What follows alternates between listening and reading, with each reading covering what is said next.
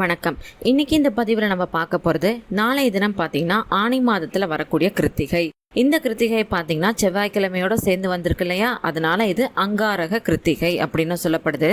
இந்த கிருத்திகையில் நம்ம முருகன் வழிபாடு எப்படி பண்ணணும் அப்படிங்கிறத இப்போ நம்ம தொடர்ந்து பார்க்கலாம். அதுக்கு முன்னாடி உங்களுக்கு ஆன்மீகம் சம்மந்தப்பட்ட தகவல்கள் பிடிக்கும் அப்படின்னா நம்ம சேனலை மறக்காமல் சப்ஸ்கிரைப் பண்ணிக்கோங்க.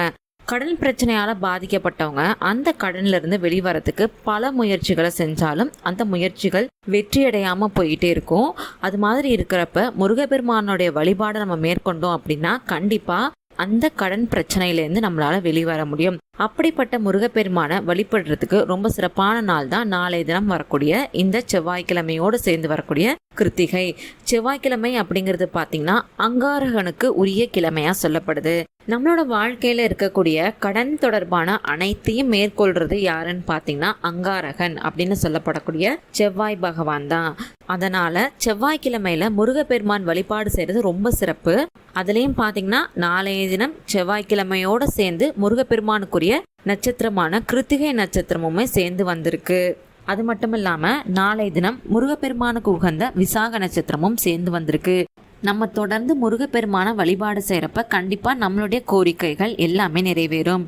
நாளைய தினம் நீங்கள் காலையில் பிரம்ம முகூர்த்த நேரத்தில் எழுந்து சுத்தபத்தமாக குளிச்சு முடிச்சுட்டு உங்கள் வீட்டு பூஜை அறையில் இருக்கக்கூடிய முருகப்பெருமானுக்கு செவ்வரளி மலர்களால் அலங்காரம் செஞ்சுக்கோங்க.